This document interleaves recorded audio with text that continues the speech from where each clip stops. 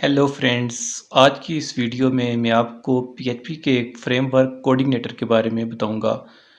Coordinator एक PHP का framework है।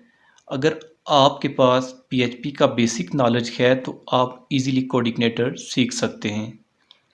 सबसे पहले हमने क्या करना होगा कि कोऑर्डिनेटर को डाउनलोड करना है और फिर उसके बाद मैं आपको उसकी वर्किंग के बारे में बताऊंगा।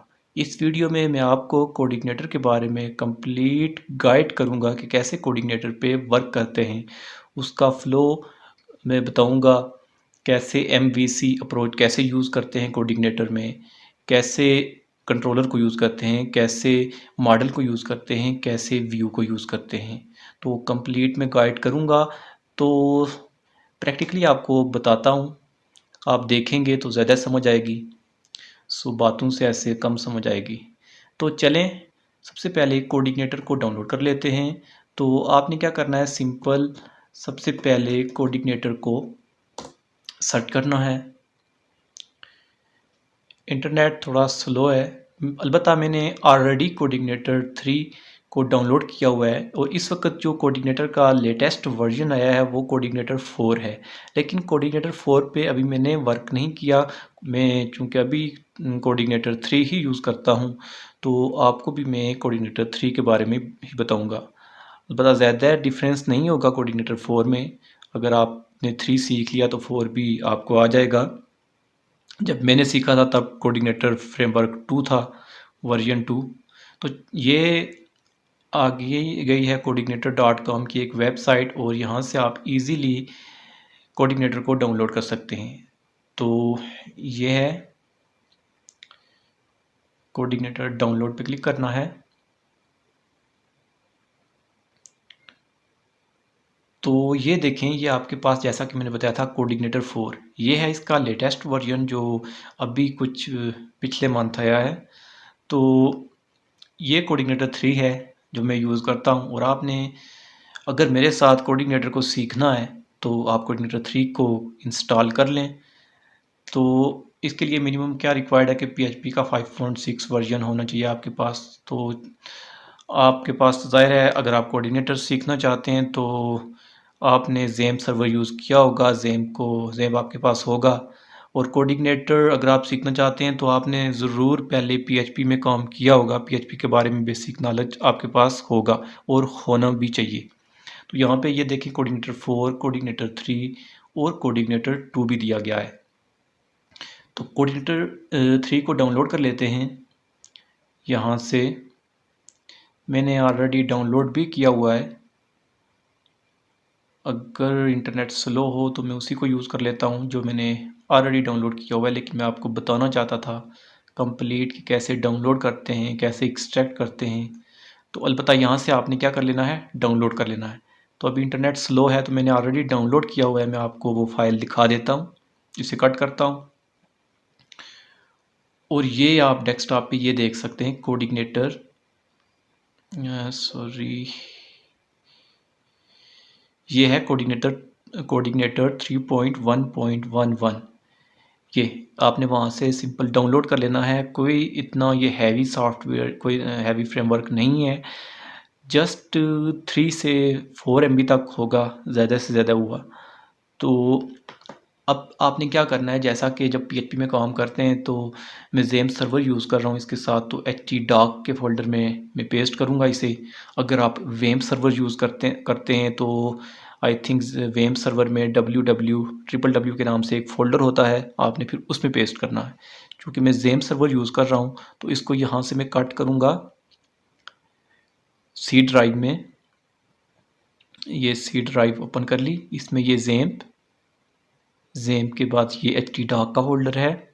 इस फोल्डर में इसको मैं पेस्ट कर दूंगा। ये मैंने कोऑर्डिनेटर 3 यहाँ पे पेस्ट कर दिया है। अब मैंने क्या करना है, इसको एक्सट्रैक्ट करना है। तो इस पे मैं राइट क्लिक करूँगा और एक्सट्रैक्ट हियर। तो ये एक्सट्रैक्ट हो गया, यहाँ पे ये फर्स्ट पे आ गया। तो इसको मैं रीनेम कर देता हूँ।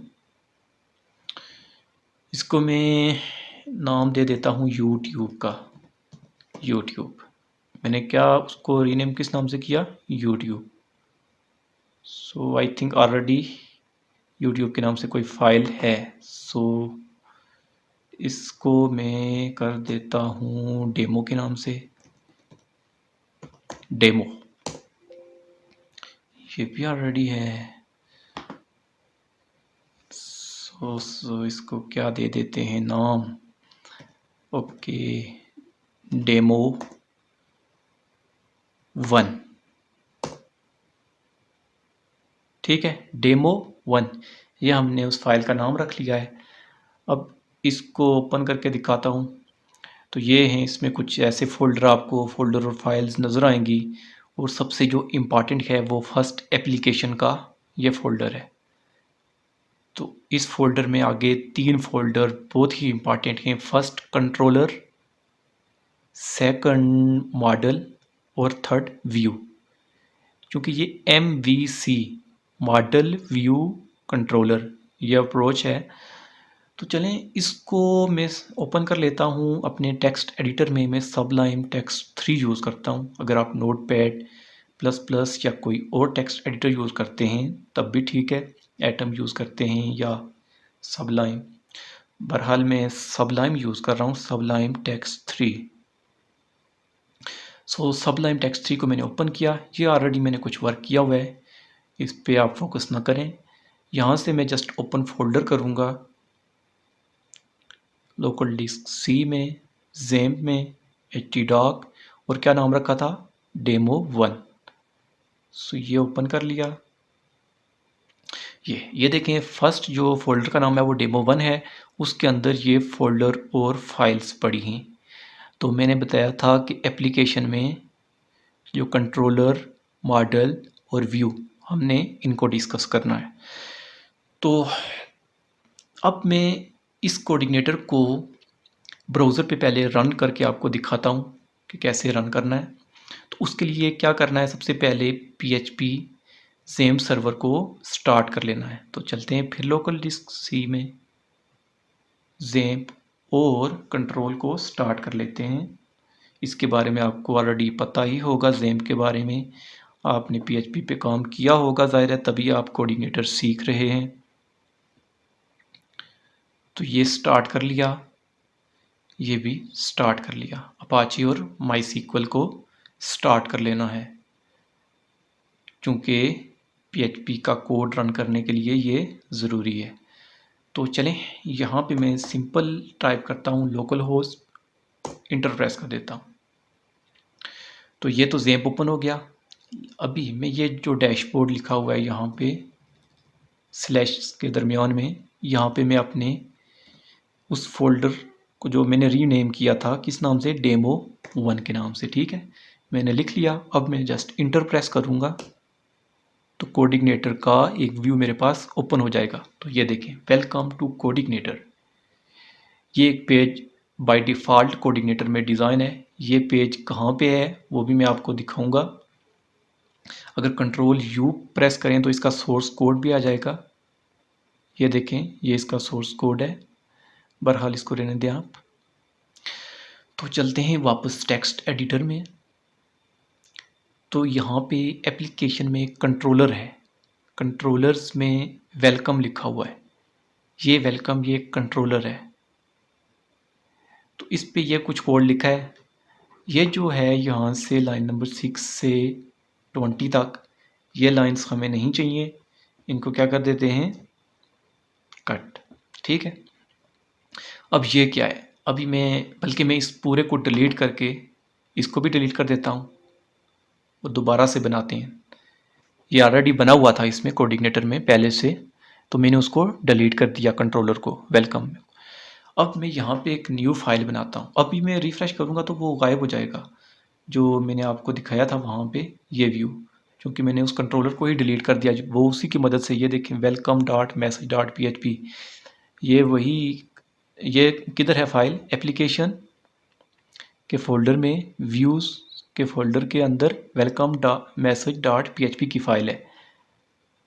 तो चलते हैं यहाँ पे व्यूज़ में, क्या कह रहा था, वेलकम मैसेज डॉट PHP की ये फाइल वहाँ पे रन हो रही थी। और ये इसका व्यू है। ऐसा मैंने सोर्स कोड भी अभी आपको दिखाया था, कंट्रोल U प्रेस करके। तो ये कोड ही वहाँ पे इसी की मदद से ये जो डिस्प्ले हो रहा था। लेकिन ये जो व्यू में जो कोड हम लिखते हैं, इसको ब्राउज़र पे रन कैसे करते हैं, वो यहाँ कंट्रोलर की मदद से, जो कंट्रोलर मैंने अभी डिलीट कर दिया है।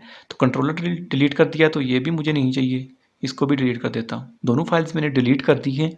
अब मैं इसको रिफ़्रेश करूँगा तो मेरे पास एरर आएगा, क्योंकि मैंने उसको डिलीट कर दिया है, वो पेज ही डिलीट कर दिया है मैंने जो यहाँ पे डिस्प्ले हो रहा था। तो अभी आ रहा है 404 पेज नॉट फाउंड। तो चलें अभी शुरू करते हैं। यहाँ पे मैं एक कंट्रोलर बना लेता हूँ, फाइल बनाते हैं, ये एक फाइल, और इसको सेव एज कर लेता हूँ मैं।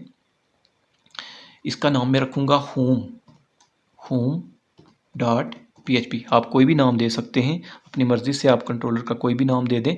मैंने होम का नाम दे दिया है, होम डॉट PHP। सो ये मैंने सेव कर ली है। ये अभी फाइल बन गई है मेरे पास कंट्रोलर के अंदर। इस फाइल को क्या कहेंगे हम, क्या है, ये कंट्रोलर है।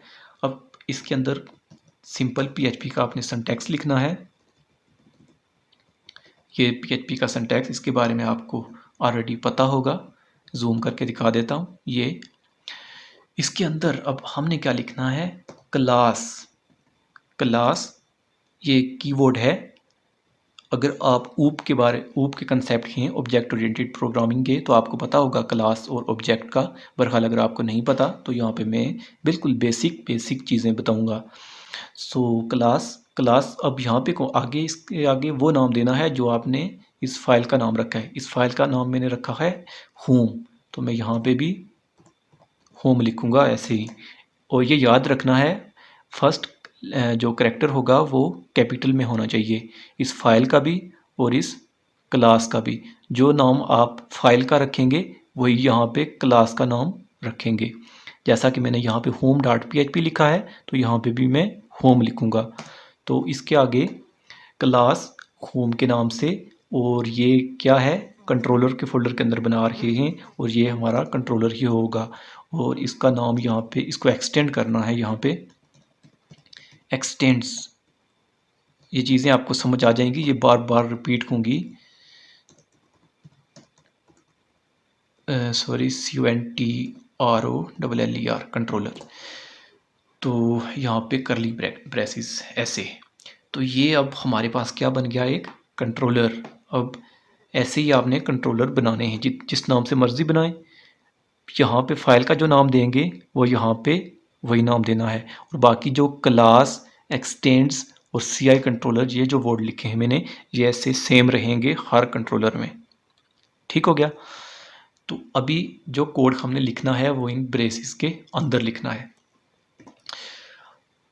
अब कंट्रोलर का क्या काम होता है ये पहले मैं बता देता हूँ। सबसे पहले आपने HTML के बारे में पढ़ा होगा, HTML आपने सीखी होगी। तो जैसा कि आपको पता है, कोड जो भी वेबसाइट्स हम बनाते हैं तो वो डिस्प्ले कैसे हो रही होती हैं, उनका जो फ्रंट एंड व्यू जो है होता है, जिसमें हम टेक्स्ट, पिक्चर्स वगैरह ये चीज़ें देख रहे होते हैं, तो वो किस में, जैसा कि यहाँ पे ये फर्स्ट ये यूट्यूब है, ये अभी आपके सामने ये इसका फ्रंट एंड नज़र आ रहा है, तो ये किस में डिज़ाइन हुआ होगा।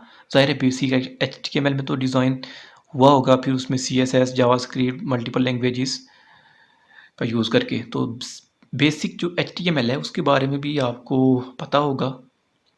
अगर नहीं पता तो वो तो आपको लाजमी है, वो सीखनी पड़ेगी HTML बेसिक, क्योंकि वो वेब डेवलपमेंट में तो सीखनी ही पड़ती है।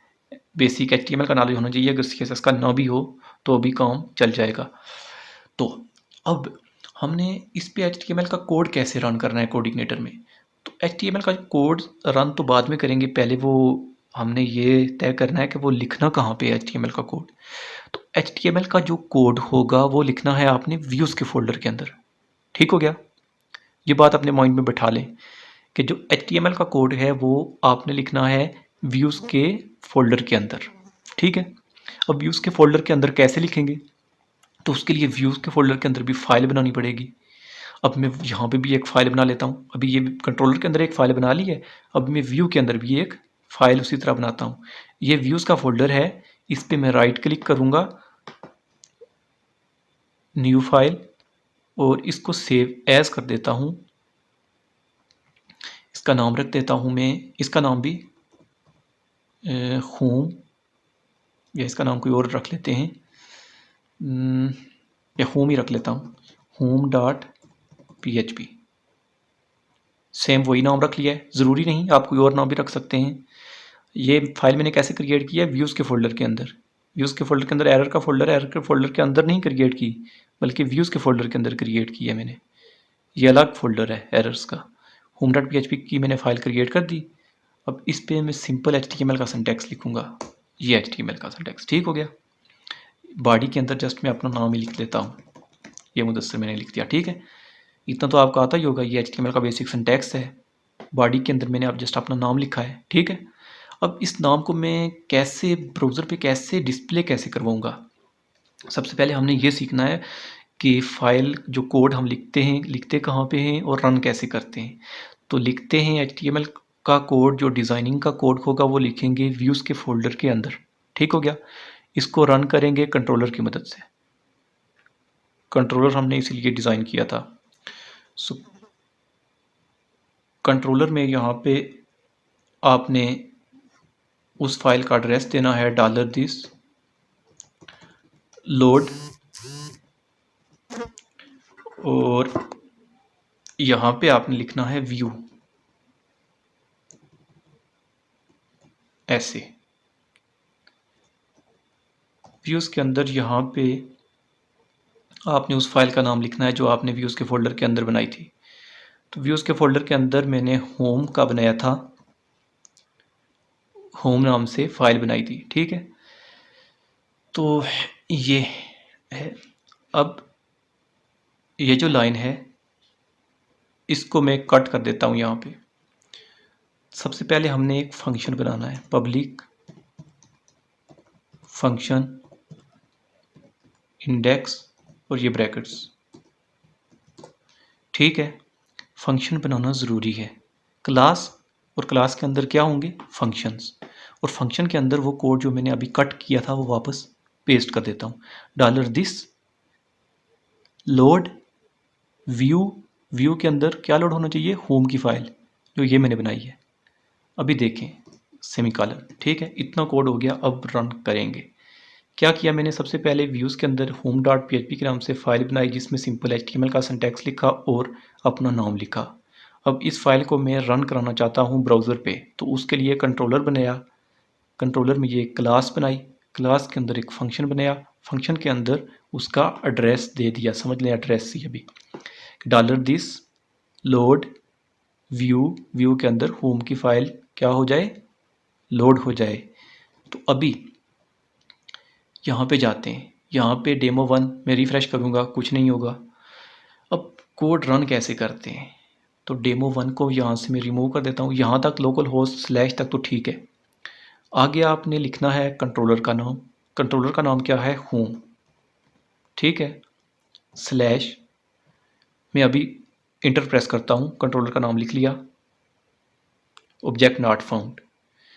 लेकिन होम के बाद मैं सॉरी, होम के पहले यहाँ पे मैंने index.php लिख के फिर कंट्रोलर का नाम लिखना है।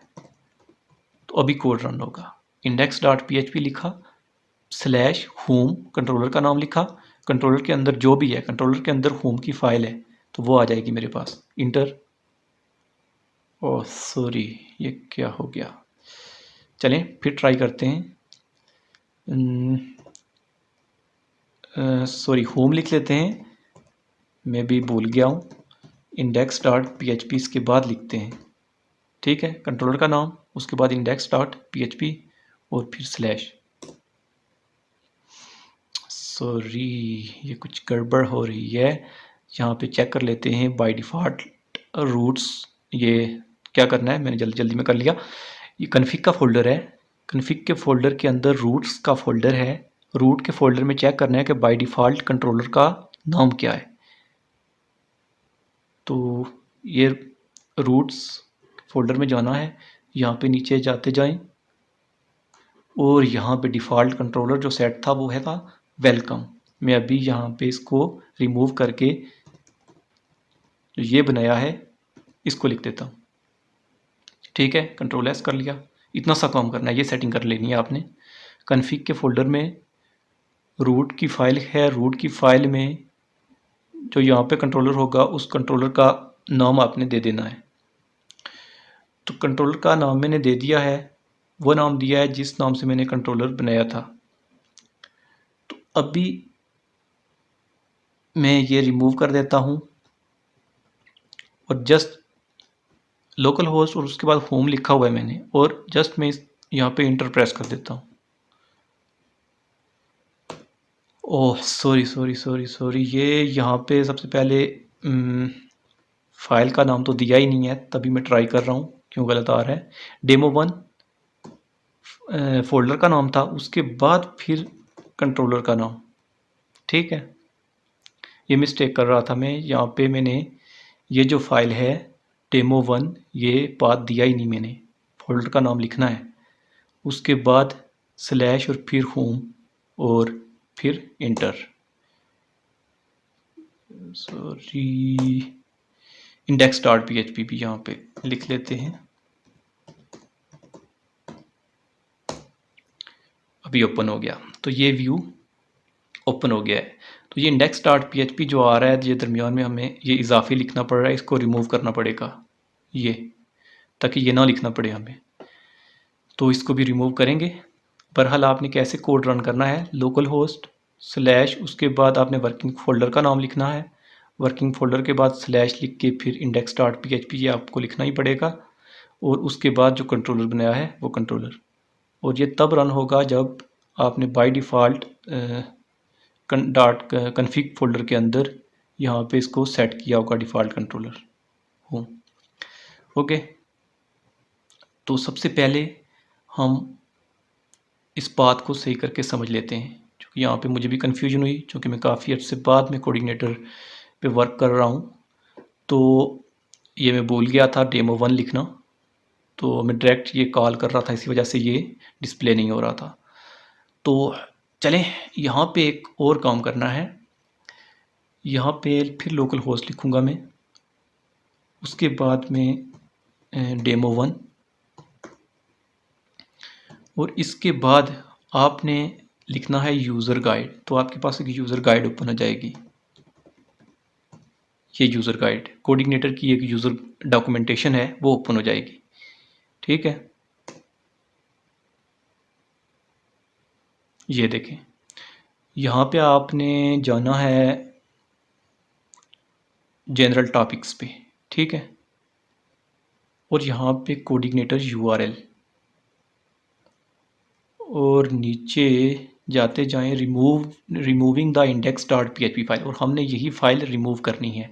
तो ये जो कोड लिखा हुआ है, ये कोड, ये जो 4 लाइंस हैं, ये आपने कॉपी कर लेनी है। ये 4 लाइंस, इन 4 लाइंस को मैंने कॉपी कर लिया है। इसको वापस रिमूव कर देता हूँ और जाके कहाँ पे पेस्ट करना है, ये जो फर्स्ट फोल्डर है इस पे राइट क्लिक करना है, न्यू फाइल, यहाँ पे पेस्ट करके और सेव एज, इसको कट करके .ht एक्सेस के नाम से, .ht एक्सेस के नाम से आपने सेव कर लेना है। तो इंडेक्स डॉट PHP की जो फाइल एड्रेस में आ रही है, URL में आ रही है, वो रिमूव हो जाएगी। सेव, ठीक है, सेव कर लिया। ऐसे इंडेक्स डॉट PHP को रिमूव करते हैं। अब मैं जाता हूँ वापस, अब मैं इसको रन करता हूँ, फिर रन भी होगा, लेकिन मैं अगर इंडेक्स डॉट PHP की फ़ाइल को रिमूव कर देता हूँ और अब इंटर प्रेस करता हूँ, तब भी रन हो रहा है।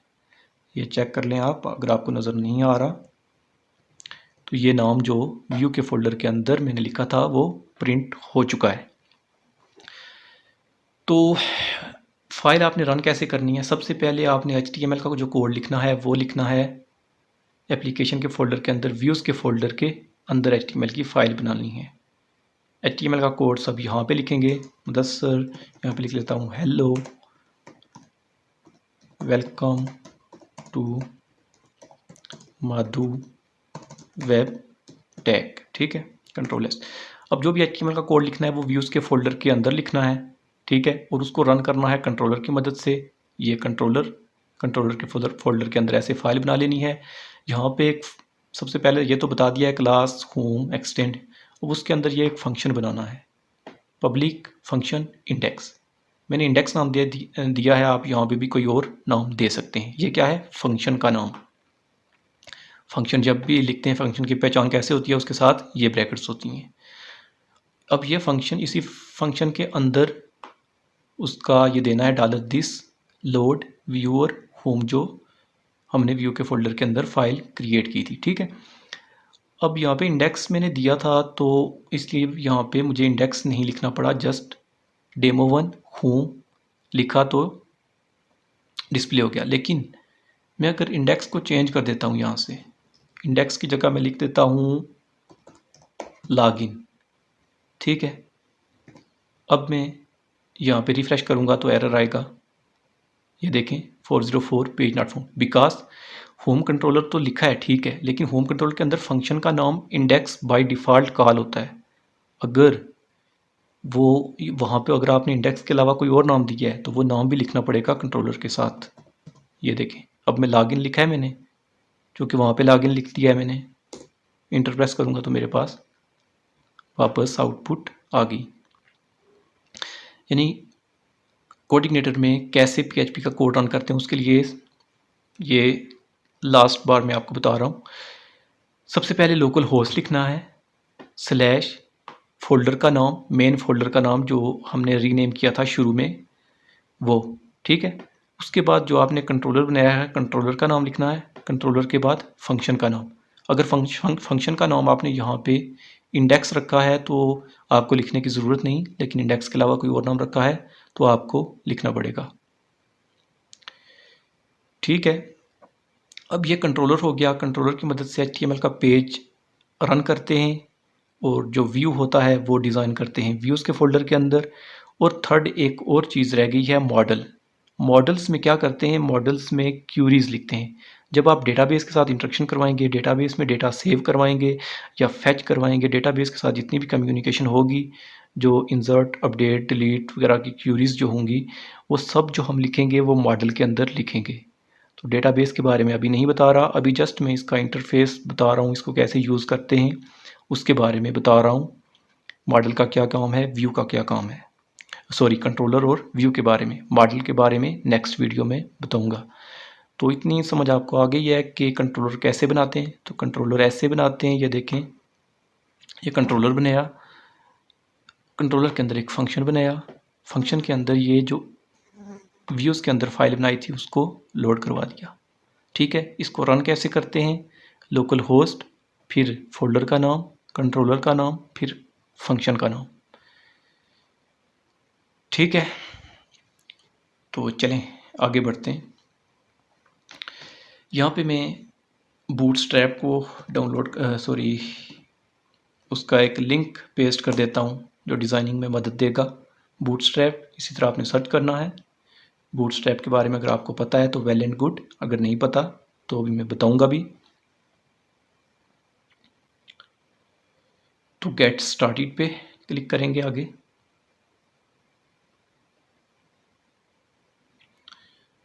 यहाँ पे आप नीचे आते जाएं तो ये CSS और ये एक लिंक दिया गया है, इसको यहाँ से आपने कॉपी कर लेना है और कॉपी करके जो आपने व्यू की फ़ाइल बनाई थी व्यूज़ के फोल्डर के अंदर home.php की फ़ाइल, इसमें ये टाइटल के बाद यहाँ पे हेड फोल्डर के बिटवीन आपने उसको पेस्ट कर देना है। वो मैंने पेस्ट कर दी है, ये ज़्यादा जूम किया हुआ है, कम कर देता हूँ। तो ये एक CDN है बूटस्ट्रैप का, तो इसको डिज़ाइनिंग के लिए मैं बूटस्ट्रैप यूज़ करूँगा, तो इसलिए मैंने इसे पेस्ट कर दिया है।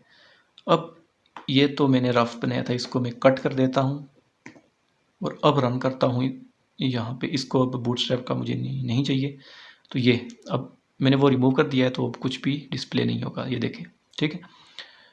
तो अब यहाँ पे एक डिव बनाते हैं, डिव, ये अभी बूटस्ट्रैप की क्लासेस का यूज़ करूँगा, कंटेनर, ठीक है। उसके अंदर फिर एक डिव बना लेता हूँ, एक छोटा सा फॉर्म डिज़ाइन करूँगा और डेटा बेस में डेटा सेव करके दिखाऊँगा आपको। तो यहाँ पे फॉर्म ग्रुप का नाम दे देता हूँ और यहाँ पे एक इनपुट में क्या रख लेते हैं, यूज़र नेम, सॉरी टेक्स्ट यहाँ पे टाइप दे देता हूँ।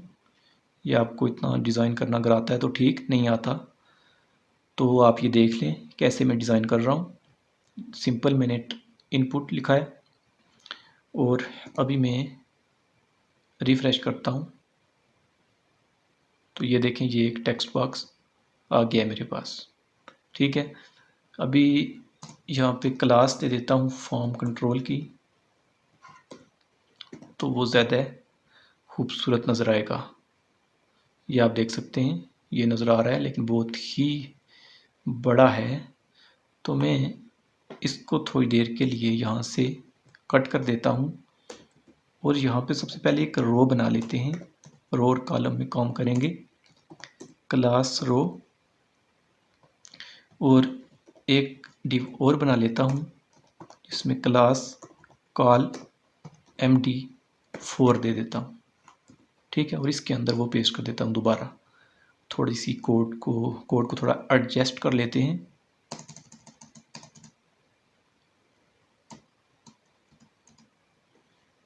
ठीक है, तो अभी देखेंगे, हाँ अभी ठीक आ रहा है। तो ये ज़्यादा जूम किया हुआ है इसलिए ज़्यादा बड़ा नज़र आ रहा है। सो ठीक है, अभी ये बिल्कुल चिपका हुआ है ऊपर, तो मैं इसको मार्जिन दे देता हूँ। यहाँ पे कंटेनर को MT मार्जिन टॉप से 5 दे देता हूँ। तभी ये देखें यहाँ पे ये टेक्स्ट बॉक्स बन गया है। अब ये रन कहाँ से हो रहा है, ये आपको मैं काफ़ी बार बता चुका हूँ कि कंट्रोलर की मदद से रन हो रहा है। व्यू के अंदर हम डिज़ाइनिंग करते हैं, तो इसमें प्लेस फोल्डर भी दे देते हैं, यूज़र नेम। ठीक है, अभी मैं ये जो डिव बनाई है, ये डिव अंदर, ये डिव, इसी को कॉपी करके इसी के नीचे पेस्ट कर देता हूँ और जस्ट मैंने यहाँ पे नाम चेंज कर देना है यूज़र नेम की जगह पासवर्ड। ठीक है, यूज़र नेम पासवर्ड, नीचे एक बटन भी बना लेते हैं। फिर कंप्लीट मैं आपको इसके आउटपुट दिखाऊंगा बटन बना के। फिर इसी को कॉपी, इसी को पेस्ट और इनपुट टाइप टेक्स्ट की जगह मैं यहाँ पे क्या रख लेता हूँ, सबमिट, और या छोड़ें इसको, यहाँ पे सिंपल बटन का टैग ही बना लेते हैं। बटन का नाम क्या रख लेते हैं, रजिस्टर। ठीक है, बटन में कुछ क्लास भी अप्लाई कर देता हूँ। बूटस्ट्रैप का लिंक मैंने ऊपर CDN पेस्ट किया हुआ है, तो बूटस्ट्रैप को यूज़ कर सकते हैं क्लासेस वगैरह। तो यहाँ पे मैं क्लास दे देता हूँ BTN सक्सेस। ठीक है, कंट्रोल S। क्या किया, कंटेनर लिया, कंटेनर के अंदर एक रो ली, रो के अंदर एक कॉलम लिया, कॉलम के अंदर ये डिव्स में हमने 2 टेक्स्ट बॉक्स बनाए और एक बटन बनाया, कंट्रोल S और रिफ्रेश। ये देखें यूज़र नेम, पासवर्ड और रजिस्टर का बटन आ गया हमारे पास। ठीक है, अब यहाँ पे यूज़र नेम और एक और ले लेते हैं, यहाँ पे कुछ और भी, यूज़र नेम और क्या रख लें, ईमेल रख लें या एड्रेस रख लें, ईमेल रख लेते हैं, ईमेल। ठीक है, तो 3 हो जाएंगे, थोड़े ज़्यादा हो जाए, 1 2 3 टेक्स्ट बॉक्सेस, और इसकी मदद से हमने रजिस्टर करना है। ठीक है, अब मैं आपको डेटाबेस के बारे में भी बता देता हूँ, इंसर्ट क्यूरी के बारे में आपको बता ही देता हूँ। तो चलें इस बूटस्ट्रैप को रिमूव करते हैं। ये अब डेटाबेस ओपन कर लेते हैं, local host php my admin data save करके भी दिखा देता हूँ, कैसे क्यूरी कैसे वर्क करते हैं, मॉडल के बारे में भी बता देता हूँ।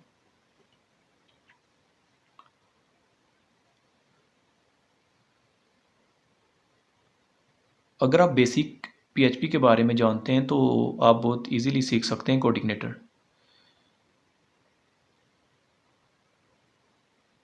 ये थोड़ा सिस्टम स्लो है, बहरहाल ओपन हो गया। चलें जी, मुबारक। लेकिन बहुत सारे यहाँ पे एरर्स आ रहे हैं, जो चलें इनको इग्नोर करते हैं और न्यू डेटाबेस क्रिएट कर लेते हैं यहाँ पे डेमो के नाम से। ठीक है, डेमो के नाम से हमने can not create database, demo database exist. Okay, demo 1 रख लेते हैं। डेमो 1 के नाम से ये मैंने डेटाबेस क्रिएट कर लिया है। अब एक टेबल भी क्रिएट करना है, टेबल का नाम रजिस्टर ही रख लेता हूँ। और कॉलम चूँकि वहाँ पे 3 हैं तो यहाँ पे मैं 4 सेलेक्ट कर लेता हूँ। 4 क्यों करूँगा? क्योंकि एक आईडी भी तो देनी है। यहाँ पे एक आईडी दे देते हैं, यहाँ पे दे देता हूँ यूज़र नेम, यहाँ पे ईमेल, यहाँ पे पासवर्ड। ठीक है, ये 3 फील्ड्स बनाइए और एक आईडी को प्राइमरी की सेट करेंगे। तो इसको इंट रहने दें, यूज़र नेम वार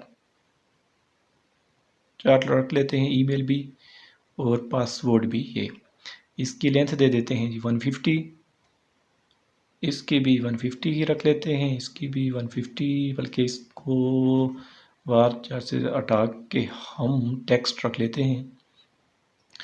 और जो आईडी है उसको ऑटो इंक्रीमेंट प्राइमरी की अप्लाई कर देते हैं और सेव कर ले। ठीक है, डेमो 1 के नाम से डेटाबेस बनाया और उसके अंदर टेबल बनाया रजिस्टर के नाम से, जिसमें हमने 4 फील्ड्स ली।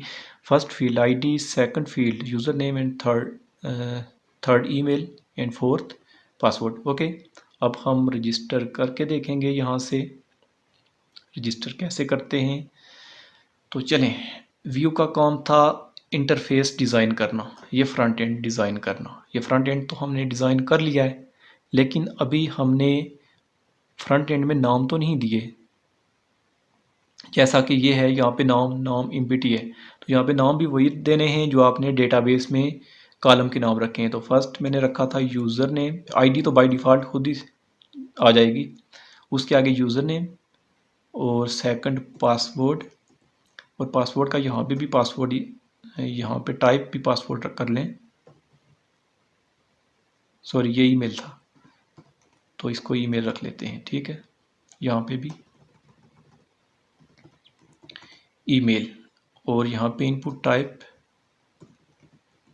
पासवर्ड, नेम भी पासवर्ड। ओके, सो ये तो था होम व्यू का काम क्या हो गया, ख़त्म हमारे पास। तो इसको यहाँ से कट कर देते हैं। ठीक है, अभी काम करेंगे कंट्रोलर और मॉडल में। डेटाबेस क्या करना है, हमने डेटाबेस में डेटा स्टोर करना है। ठीक है, कैसे स्टोर करेंगे? तो उसके लिए मॉडल में फंक्शन क्यूरी लिखेंगे मॉडल में। अब सबसे पहले मॉडल में फ़ाइल तो बनानी पड़ेगी, जैसे कंट्रोलर के अंदर कंट्रोलर बनाया था, कंट्रोलर की फ़ाइल। व्यू के अंदर व्यू की फ़ाइल बनाई थी होम के नाम से ही। अभी मॉडल के अंदर भी एक फ़ाइल बनानी पड़ेगी। तो कैसे मॉडल बनाते हैं, सेव एज़ कर लें। इसका नाम भी मैं होम ही रख लेता हूँ, लेकिन home underscore model dot PHP। ठीक है, home underscore model dot PHP। Okay, यही नाम आपने देना है, कोई और नाम भी दे सकते हैं, लेकिन ऐसे ही डॉट PHP लाजमी लिखना है और फर्स्ट लेटर कैपिटल होना चाहिए। ये PHP का सिंपल सिंटैक्स। उसी तरह यहाँ पे भी क्लास देनी है, उसी तरह यहाँ पे वही नाम देना है जो आपने यहाँ पे रखा है, जैसे कंट्रोलर में मैंने बताया था। तो यहाँ पे हमने क्या नाम रखा है, सिर्फ होम नहीं रखा बल्कि होम मॉडल रखा है। ठीक है, उसी तरह यहाँ पे भी एक्सटेंड करेंगे, एक्सटेंड्स। अभी ये जो होम कंट्रोलर की जो फाइल बनाई थी इसको दिखा देता हूँ। क्लास, फिर वहाँ पे ये नाम दिया, एक्सटेंड किया CI कंट्रोलर में से, चूँकि कंट्रोलर के अंदर बना रहे थे CI कंट्रोलर में से एक्सटेंड किया था। अब मॉडल बना रहे हैं तो इसको CI मीन कोऑर्डिनेटर के मॉडल से एक्सटेंड करेंगे इसको। ठीक है, और यहाँ पे करली ब्रेसिस। ओके, इतना हो गया, ये मॉडल बना लिया हमने। जैसे कंट्रोलर बनाया था वैसे ही मॉडल बनाया है, सिर्फ फ़र्क इतना है कि यहाँ पे तो वही नाम देना है जो फाइल का देते हैं, लेकिन यहाँ पे जब मॉडल बनाते हैं तो CI मॉडल लिखते हैं, और जब कंट्रोलर बनाते हैं तो CI कंट्रोलर लिखते हैं। तो चलें यहाँ पे भी उसी तरह एक फंक्शन बनाएंगे आगे, पब्लिक फंक्शन। अब फंक्शन किस नाम से बनाना है, किसी भी नाम से बना सकते हैं। मैं अभी डेटा सेव करने के लिए फंक्शन बना रहा हूँ, इंसर्ट क्यूरी लगाऊंगा यहाँ पे, तो इंसर्ट ही नाम रख लेता हूँ, ये इंसर्ट ही ठीक है। ओके, इंसर्ट के नाम से फंक्शन बना लिया। अब ऐसे फंक्शन बनाते हैं, ठीक है, जैसे यहाँ पे भी बनाया था हमने पब्लिक फंक्शन लॉगिन। अभी यहाँ पे इंसर्ट, यहाँ पे मैं डेटाबेस की क्यूरी लिखूंगा। अब क्यूरी कैसे लिखते हैं यहाँ पे, वहाँ पे तो लिखते हैं, वहाँ पे तो और तरीका होता है, इंसर्ट लिख के आगे कॉलम का नाम फिर फील्ड्स का नाम देना पड़ता है, कोर PHP में जैसे काम करते हैं। तो अलबत्ता कोऑर्डिनेटर में कैसे क्यूरी लिखते हैं, $this लिखते हैं, फिर DB, फिर यहाँ पे इंसर्ट करना है डेटा तो इंसर्ट लिखेंगे, और किस टेबल में लिखना है, किस टेबल में सेव करवाना है, तो उस टेबल का नाम क्या था, रजिस्टर। बस इतनी सी आप क्यूरी लिखेंगे तो आपका डेटा सेव हो जाएगा, इतनी क्यूरी लिखनी पड़ेगी, ठीक। अभी इसमें दो काम और करने हैं, एक यहाँ पे वेरिएबल जिसके थ्रू अरे नाम दे देता हूँ, कोई भी नाम दे सकते हैं, और यहाँ पे कॉमा दे के वही नाम जो ऊपर आपने दिया है वेरिएबल में वो यहाँ पे लिख दें, ठीक है। इस अरे के थ्रू हम डेटा रजिस्टर में सेव करवाएंगे, और यहाँ से इसको वापस रिटर्न कर दें, ना भी करें तो भी काम चल जाएगा, लेकिन कर देते हैं बिना। बस इस क्यूरी से हमारा डेटा सेव हो जाएगा, इसी क्यूरी की मदद से। अब सेव कहाँ पे होगा, $this DB के बारे में बताऊंगा आपको क्या है ये। इंसर्ट क्यूरी है, और रजिस्टर यानी कि रजिस्टर के टेबल में सेव हो। लेकिन रजिस्टर टेबल तो किस में बना है, रजिस्टर टेबल जो बना है वो डेटाबेस डेमो 1 में बना है। जब डेटाबेस कनेक्ट होगा तभी तो टेबल में डेटा स्टोर होगा। तो सबसे पहले हमने क्या करना है, इस डेटाबेस को कनेक्ट कर लेना है। तो इसको कैसे कनेक्ट करेंगे, तो वो जब आप PHP में काम करते थे तो वो उसके लिए काफ़ी लंबा चौड़ा कोड की कुछ लाइंस लिखनी पड़ती हैं, कनेक्शन बनाना पड़ता था। अभी यहाँ पे सिंपल आपने क्या करना है, कॉन्फ़िगरेशन करनी है, कॉन्फ़िग के फोल्डर में जाना है, और यहाँ पे डेटाबेस के फाइल में, ठीक है, नीचे जाते जाएं, एंड पे ये यहाँ पे DSN, host name, local host, user name क्या होता है जी, बाय डिफ़ॉल्ट जो इसका होता है वो रूट होता है, ठीक है। पासवर्ड हमने कुछ भी सेट नहीं किया हुआ, और यहाँ पे जस्ट सिंपल डेटाबेस का नाम लिख देना है, तो डेटाबेस कनेक्ट हो जाएगा। डेटाबेस का नाम क्या था, डेमो 1, ठीक है। बस इतनी सी सेटिंग कर लेनी है, इस सेटिंग से आपका डेटाबेस के साथ कनेक्शन बन जाएगा, ठीक है। और वापस कट कर देता हूँ, और डेटा भी स्टोर हो जाएगा हमारा इंसर्ट में, ठीक है। अभी ये करना है कि यहाँ पे मैं जाता हूँ, यहाँ पे मैं कुछ पुट कर देता हूँ, ठीक है। यहाँ पे ईमेल a@gmail.com लिखता हूँ, और पासवर्ड में कुछ भी सॉरी, पासवर्ड में पासवर्ड आना चाहिए, पासवर्ड करेक्टर आनी चाहिए। व्यू में देख लेते हैं, व्यू में home.php का जो नाम हमने रखा था, टाइप पासवर्ड सेट की थी, तो वहाँ पे पासवर्ड ही आना चाहिए ना।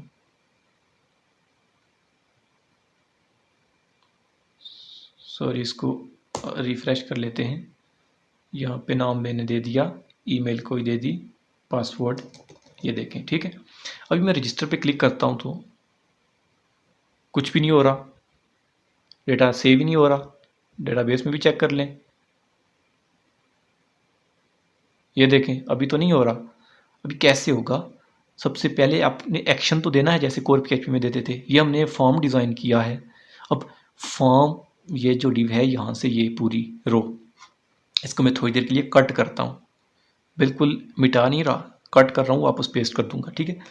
यहाँ पे फॉर्म जो बनाते थे हम इस तरह, वो फॉर्म बनाना, फिर यहाँ पे मेथड देते थे कि कौन सा पोस्ट का यूज़ करेंगे या गेट का यूज़ करेंगे, और फिर एक्शन देते थे कि एक्शन क्या परफॉर्म हो, ठीक है, ये चीज़ें।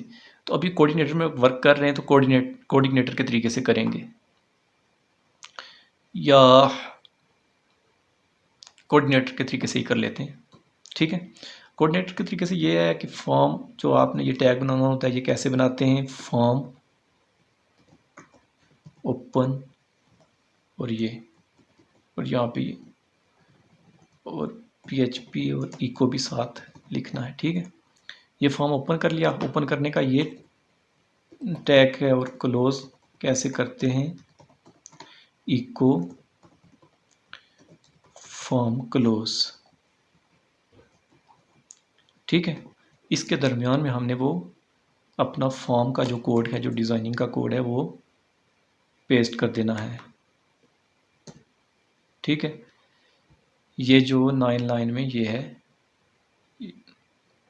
यहाँ पे फॉर्म ओपन कर लिया। ठीक है, अभी ये जो फॉर्म हमने यूज़ किया है, अभी ये एक हेल्पर है। अब जब भी आप इस तरह का फॉर्म यूज़ करेंगे तो आपको हेल्पर लोड करवाना पड़ेगा। तो हेल्पर आप लोड करवाते हैं कन्फिग के फोल्डर के अंदर, ऑटो लोड की फाइल में ऑटो लोड करवा देते हैं। यहाँ पे आपको बहुत सारी चीज़ें पहले ऑटो लोड करवा देनी है। जैसा कि मैं आपको बताता हूँ, ये लाइब्रेरीज हैं। अभी लाइब्रेरी डेटाबेस जो है, ये भी एक लाइब्रेरी है, इसको भी यहाँ पे लोड कर देना है। सिंपल आपने यहाँ पे नाम लिख देना है तो लोड हो जाएगी। ठीक है, डेटाबेस यूज़ कर रहे हैं, अभी फ़िलहाल डेटाबेस ही यूज़ कर रहे हैं, लाइब्रेरी, और एक हेल्पर यूज़ कर रहे हैं। हेल्पर कौन सा है, फॉर्म का हेल्पर है, और फॉर्म लिख देना। ठीक है, ये लोड हो जाएगा। और यहाँ पे कॉमा दे के एक और हेल्पर यूज़ कर लेते हैं, URL। ये 3 सेटिंग्स आपने कर लेनी है। ठीक है, ये 2 हेल्पर हैं, और ये ऊपर डेटाबेस की लाइब्रेरी है। हेल्पर्स और लाइब्रेरीज पे एक अलग से वीडियो बनाऊंगा। तो अभी जस्ट मैं कोऑर्डिनेटर का ओवरव्यू दे रहा हूँ। तो डेटाबेस एक लाइब्रेरी है जिसकी मदद से डेटाबेस के साथ हम डेटाबेस को तभी यूज़ कर सकें तभी यूज़ कर सकते हैं डेटाबेस को जब हम उसकी लाइब्रेरी को लोड करवाएंगे। लोड करवाने के और भी तरीके हैं, लेकिन मैं अभी ये बता रहा हूँ, और ऑफिशियली भी यही तरीका हम यूज़ करेंगे, ऐसे ही लोड करवाएंगे। तो ठीक है, अभी Ctrl+S करके मैं दोबारा इस पेज को रिफ़्रेश करता हूँ, और इसका मैं सोर्स कोड दिखा देता हूँ, इसका सोर्स कोड क्या बन रहा है। Ctrl+U प्रेस करूँगा तो सोर्स कोड आ जाएगा। ये देखें, ये फॉर्म का टैग ओपन हो रहा है। अभी हमने फॉर्म कौन सा लिखा है, कोऑर्डिनेटर वाला फॉर्म लिखा है। ये फॉर्म यहाँ से शुरू हो रहा है, ये भी जूम करके दिखा देता हूँ। ये देखें, ये फॉर्म यहाँ से शुरू हो रहा है और यहाँ पे क्लोज हो रहा है। ये सोर्स कोड दिखा रहा हूँ, और उसके अंदर ये कोड है। अब भी हमने फॉर्म ऐसे तो नहीं बनाया, हमने कोऑर्डिनेटर के तरीके से बनाया ऐसे, लेकिन वो वहाँ पे HTML के तरीके से ही आ रहा है। ये देखें, और एक्शन भी ऑटोमेटिक आ रहा है, ये भी ऑटोमेटिक आ रहा है। ठीक है, एक्शन, और मेथड भी ऑटोमेटिक पोस्ट आ रहा है। ठीक है, तो अभी एक्शन हमने क्या करना है, एक्शन में यहाँ पे वो फंक्शन लिखना है जो कंट्रोलर का नाम लिखना है। सबसे पहले ये कोड्स में सबसे पहले ये कंट्रोलर का नाम लिख लिया। कंट्रोलर पे आप कौन से फंक्शन पे इंसर्ट का कोड लिखेंगे। कंट्रोलर में भी वो जो मॉडल में हमने इंसर्ट क्यूरी लिखी थी, उसे भी जो भी हम व्यू में कोड लिखेंगे या मॉडल में, उसको हम रन करवाएंगे कंट्रोलर की मदद से ही, यानी कंट्रोलर पूरे कोड को कंट्रोल कर रहा है। तो अभी कंट्रोलर के अंदर हम एक इंसर्ट के लिए एक अलग फंक्शन बनाएंगे। उस फंक्शन का नाम रखेंगे हम क्रिएट ही रख लेते हैं। ठीक है, क्रिएट उसका नाम रखेंगे। होम कंट्रोलर के अंदर क्रिएट का जो फंक्शन बनाएंगे उस पे जाना चाहिए। अभी मैं Ctrl+S कर लेता हूँ। अभी मैं रिफ़्रेश करता हूँ इसको, ये इसको रिफ़्रेश करता हूँ, और फिर सोर्स कोड जो है, सोर्स कोड को अभी मैं यहाँ से रिमूव करके दोबारा सोर्स कोड दिखाता हूँ। Ctrl+U के दोबारा दिखाता हूँ। अभी ये देखें, अभी ये यहाँ पे ये देखें आ रहा है जो मैंने वहाँ पे लिखा है फॉर्म के अंदर। होम के अंदर क्रिएट के फंक्शन पे जाएगा फॉर्म एक्शन जो, लेकिन मैं यहाँ पे अब क्लिक करता हूँ तो क्या होगा देखना। क्लिक करता हूँ, पहले कुछ भी नहीं हो रहा था। अभी देखें यहाँ पे 404 पेज नॉट फाउंड, मतलब किसी और पेज पे उसने रिक्वेस्ट भेजी है। ये ऊपर आप URL में चेक कर सकते हैं। होम के अंदर क्रिएट पे चला गया है। क्यों चला गया क्रिएट के अंदर, क्योंकि मैं यहाँ पे मैंने फॉर्म ओपन की जगह यहाँ पे मैंने एक्शन दे दिया है होम के अंदर क्रिएट के फंक्शन पे जाए, लेकिन क्रिएट का फंक्शन हमने नहीं बनाया, इस वजह से पेज नॉट फाउंड आ रहा है। तो अभी मैं इस व्यू को कट करता हूँ, और ये मॉडल है हमारा। मॉडल में हमने क्यूरी लिख दी है, लेकिन इस क्यूरी को भी अब हम रन करेंगे तो कंट्रोलर में करेंगे। तो ये कंट्रोलर है। कंट्रोलर के अंदर लॉगिन का तो फंक्शन तो हमने बनाया हुआ है, लेकिन लॉगिन का जो फंक्शन था वो सिंपल, उसके अंदर हमने लॉगिन का जो व्यू था उसको, सॉरी, लॉगिन का मैंने लॉगिन नाम रखा है, लेकिन मैं पेज जो इसमें रखा हुआ है वो मैंने रजिस्टर का रखा हुआ है, लेकिन अब रख लिया है तो ठीक है, इसे ही रहने दें। अभी फिर कंफ्यूज हो कि मैं चेंज करूँगा, तो अभी वही रहने दें, ठीक है। पब्लिक यहाँ पे फंक्शन बना रहा हूँ, कौन सा फंक्शन, जो मैंने वहाँ पे दिया है क्रिएट, क्योंकि इस फंक्शन पे वो कॉल होगा, ठीक है। अभी फंक्शन बन गया कंट्रोलर के अंदर क्रिएट का। अभी 404 पेज नॉट फाउंड नहीं आना चाहिए, क्योंकि क्रिएट का जो फंक्शन है वो उसे मिल जाएगा होम कंट्रोलर के अंदर। रिफ्रेश, देखें एरर चला गया। अब मैं वापस बैक चला जाता हूँ यहाँ पे। अब मैं यहाँ पे जो भी पुट करूँगा वो डेटाबेस में स्टोर होना चाहिए। सबसे पहले मैं यहाँ पे पुट करके फ्रंट एंड पे ही आपको दिखाऊंगा। तो उसके लिए अभी यहाँ पे मैं सिंपल एक लिख लेता हूँ, डेटा कैसे लेना है, फॉर्म में जो डेटा पुट करेंगे वो कैसे डिस्प्ले होगा। डॉलर दिस, मैं यहाँ पे सबसे पहले एक वेरिएबल बना लेता हूँ डॉलर पोस्ट के नाम से, और डॉलर दिस इनपुट पोस्ट लिखूँगा तो सारा डेटा मेरे पास आ जाएगा। पोस्ट में यहाँ पे खाली रहने देते हैं इसे, ठीक है। अभी यहाँ पे मैं एक फंक्शन यूज़ करूँगा प्रिंट आर का। ये वैसे टेस्टिंग के लिए फंक्शन होता है पीएचपी में, टेस्टिंग के लिए प्रिंट आर। फ्रंट एंड पे मैं वैल्यूज़ को डिस्प्ले करूँगा, डॉलर पोस्ट में वैल्यू आएंगी मेरी सब, ठीक है। ये मैंने यहाँ पे इस लाइन का क्या पर्पज़ है ये अभी बताता हूँ। देखें यहाँ पे मैं रिफ्रेश कर लेता हूँ, यहाँ पे मैंने कोई भी नाम लिख देता हूँ मुदस्सर, यहाँ पे ईमेल ये लिख दी, ठीक है। पासवर्ड लिख दिया ABCD, ठीक है। अब मैं रजिस्टर पे क्लिक करूँगा तो कहाँ पे जाएगा, क्रिएट के फंक्शन पे, और क्रिएट के फंक्शन पे मैंने जो कोड लिखा है उसका आपको पता चल जाएगा। ये देखें क्रिएट पे मैंने क्लिक किया तो ये एक अरे आ रही है। ये अरे किस कोड की मदद से आ रही है, ये इस लाइन की मदद से आ रही है। ये लाइन मुझे तमाम फील्ड्स में जो भी मैंने पुट किया है वो उसकी आउटपुट मुझे दिखा रहा है, ठीक है। देखें यूज़र नेम क्या है मुदस्सर, ईमेल क्या है ये, पासवर्ड ये। अब ये जाके कहाँ पे स्टोर होनी चाहिए, ये जाके डेटाबेस में स्टोर होनी चाहिए। तो उसके लिए क्या करेंगे, सिंपल यहाँ पे मैं उस मॉडल को लोड करवा लेता हूँ। वैल्यूज़ तो मिल गई मुझे, अब मैं मॉडल को लोड करवाता हूँ। मॉडल को हम तभी यूज़ कर सकते हैं जब हम उसे लोड करवाएंगे। तो यहाँ पे लोड मॉडल स्मॉल लेटर में लिखना है, और यहाँ पे मॉडल का नाम दे देंगे। मॉडल का नाम क्या है, होम अंडरस्कोर मॉडल, ठीक है। ये मॉडल को ऐसे लोड करवाते हैं। अब ये इसका एक ऑब्जेक्ट बनाएंगे डॉलर दिस, और आगे जो ये मॉडल लोड करवाया उसका नाम होम मॉडल, ओ सॉरी, होम मॉडल के अंदर फंक्शन जो बनाया था हमने, कौन सा फंक्शन बनाया था होम मॉडल के अंदर, इंसर्ट के नाम से। तो उस फंक्शन का नाम यहाँ पे दे देना है, और यहाँ पे इंसर्ट के अंदर आपने डॉलर पोस्ट जो वैल्यूज़ आपको मिल रही हैं वो यहाँ पे इस वेरिएबल को दे देनी है, यहाँ पे वेरिएबल में दे देनी है, ठीक है, सॉरी फंक्शन में, ठीक। ये आ गया। अब इस कोड की मदद से हमारा जो डेटाबेस है वो डेटाबेस में सेव हो जाएगा डेटा। डॉलर पोस्ट से हमें जो फॉर्म में वैल्यूज़ पुट की हैं वो डॉलर पोस्ट इस वेरिएबल में आ रही हैं तमाम वैल्यूज़, और इन वैल्यूज़ को आगे हम मॉडल में पास कर रहे हैं। मॉडल में जो इंसर्ट का फंक्शन बनाया था उसको कॉल किया है, ठीक है। अब डेटाबेस में स्टोर हो जानी चाहिए वैल्यू।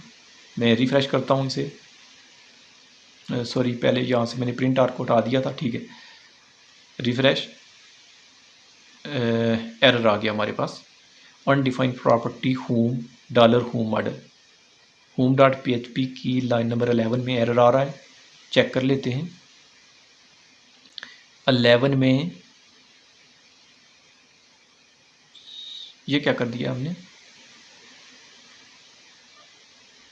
अच्छा कंट्रोल Z, ये मैंने कट कर दिया था, जो मॉडल लोड करवाया था उससे भी मैंने रिमूव कर दी थी वो लाइन, इसलिए वो आ रहा है।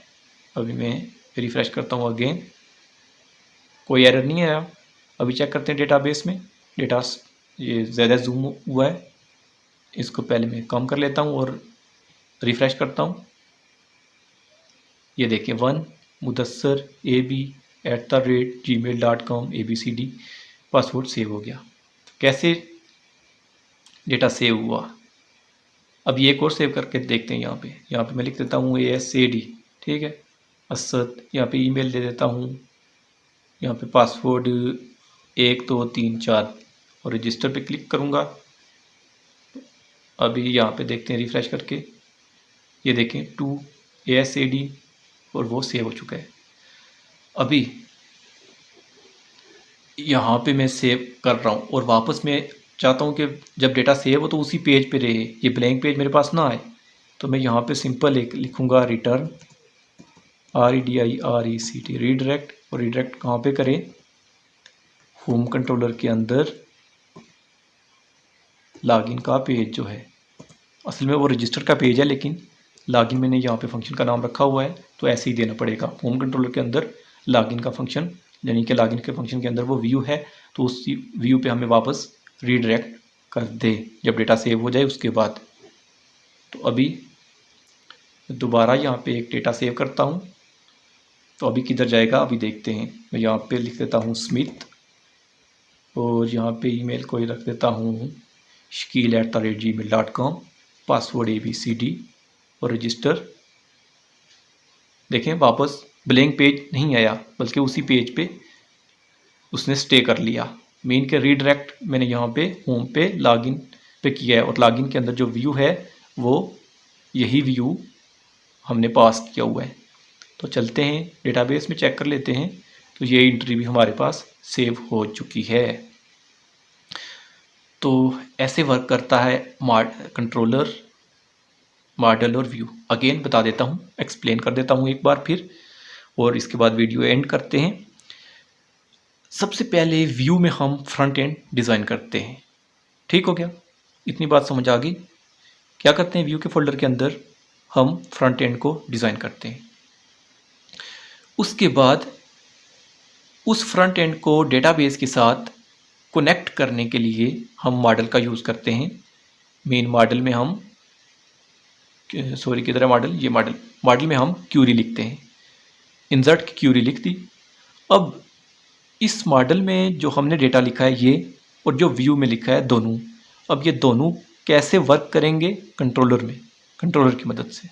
ठीक है, व्यू और मॉडल दोनों कंट्रोलर कंट्रोल कर रहा होता है।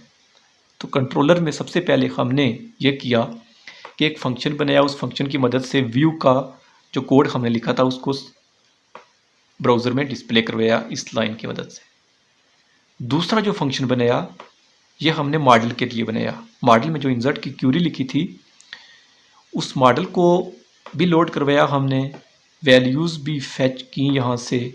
मीन जो डेटाबेस में फॉर्म में हमने इनपुट वैल्यूज़ दी हैं वो इसकी मदद से ली हैं, इस लाइन की मदद से।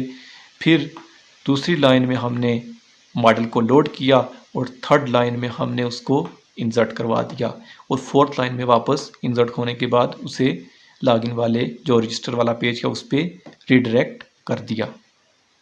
यानी कंट्रोलर के अंदर दो फंक्शन बने हैं। एक फंक्शन बना है व्यू के लिए जो कि फ्रंट एंड को डिस्प्ले करवा रहा है इसको, और जो सेकंड फंक्शन हमने बनाया वो फंक्शन बना है मॉडल के लिए। ठीक है, दो फंक्शन बने हैं, फर्स्ट फंक्शन व्यू के लिए, सेकंड फंक्शन मॉडल के लिए। ठीक है, यानी कि मॉडल और व्यू को कंट्रोलर की मदद से कंट्रोल करते हैं। MVC इसे ही कहते हैं। डॉलर कन्फिग के अंदर भी मैंने कुछ काम किया है, जैसे कि हेल्पर ऑटो लोड। सबसे पहले एक काम किया था मैंने रूट्स के अंदर, बाय डिफ़ॉल्ट एक कंट्रोलर मैंने सेट कर दिया था यहाँ पे, डिफ़ॉल्ट कंट्रोलर होम जो मैंने बनाया था। एक काम ये किया था मैंने। सेकंड काम जो किया था वो डेटाबेस के साथ कनेक्टिविटी। तो ये डेटाबेस की एक फ़ाइल थी, यहाँ पे मैंने डेटाबेस के साथ कनेक्शन किया था, यहाँ पे रूट लिखा था और यहाँ पे डेटाबेस का नाम लिखा था। सेकंड ये काम किया था, और थर्ड मैंने ऑटो लोड करवाई थी लाइब्रेरी, डेटाबेस की लाइब्रेरी, और दो हेल्पर लोड करवाए थे फॉर्म और यूआरएल, दो हेल्पर। यूआरएल हेल्पर हमने अभी यूज़ नहीं किया, फॉर्म हेल्पर हमने यूज़ किया है। कहाँ पे यूज़ किया है वो देख लेते हैं। व्यू के अंदर ये जो फॉर्म ओपन का टैग मैंने यहाँ पे लगाया था, ये अगर मैं वो वहाँ से हटा दूँ, वो हेल्पर जो मैंने लोड करवाया हुआ है, तो यहाँ पे एरर आएगा। तो इसको जब भी यूज़ करते हैं तो यहाँ पे लोड करवा देते हैं $config की फाइल के अंदर। ठीक है, तो आज के लिए मेरे ख्याल में इतना काफ़ी है। अगर आपका रिस्पॉन्स आया अच्छा तो मैं नेक्स्ट भी वीडियो बनाऊँगा। और कोऑर्डिनेटर का मैं कंप्लीट, अभी तो जस्ट मैंने इंट्रोडक्शन करवाया है, अभी मैं स्टेप बाय स्टेप एक एक फंक्शन के बारे में आपको, एक एक फोल्डर फाइल के बारे में आपको बताऊंगा। कंप्लीट कोऑर्डिनेटर का A to Z कोर्स करवाने का मेरा आगे इरादा है। तो बहरहाल आपकी सपोर्ट चाहिए, अगर आपकी सपोर्ट मिलती रहेगी तो मैं कोऑर्डिनेटर आपको कंप्लीट सिखाऊंगा। कोऑर्डिनेटर फ्रेमवर्क का मैं आपको एक्सपर्ट बना दूंगा और उसके बाद हम लैरावेल भी स्टार्ट करेंगे। लेकिन लैरावेल अभी बाद में शुरू करेंगे, अभी तो कोऑर्डिनेटर स्टार्ट किया है, तो कोऑर्डिनेटर कंप्लीट करेंगे तो फिर लैरावेल की बात करेंगे। तो लैरावेल आप उसी वक्त सीख सकते हैं जब आपके पास बेसिक कोऑर्डिनेटर का नॉलेज होगा। और कोऑर्डिनेटर बहुत ही सिंपल सा फ्रेमवर्क है। अभी चूँकि मैं यहाँ पे थोड़ा भूल गया था पहले URL में, वो मैंने असल में यहाँ पे फ़ोल्डर का नाम नहीं लिखा था, तो बाज़ औक़ात ऐसा हो जाता है। तो बहरहाल मैंने काफ़ी अर्से बाद ये शुरू किया है कोऑर्डिनेटर पे काम, चूँकि मैं अब लैरावेल पे काम करता हूँ।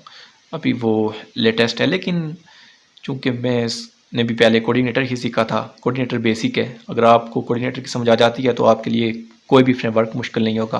तमाम फ्रेमवर्क्स जो भी फ्रेमवर्क्स हैं सब MVC अप्रोच को ही यूज़ करते हैं, मॉडल, व्यू और कंट्रोलर इसी को। तो उम्मीद करता हूँ कुछ ना कुछ आपके पल्ले पड़ा होगा, कुछ ना कुछ आपको समझ आई होगी। अगर आपको समझ आई है तो कमेंट्स में आप हौसला अफजाई के लिए चैनल सब्सक्राइब करें, लाइक करें वीडियोस को, कमेंट में मुझे बताएं भी। और अगर मुझे स्टूडेंट मिल जाते हैं तो मैं कोऑर्डिनेटर का कंप्लीट कोर्स करवाऊँगा। तो ठीक है, मिलते हैं नेक्स्ट वीडियो में। सो अल्लाह ने के बाद, टेक केयर, बाय बाय।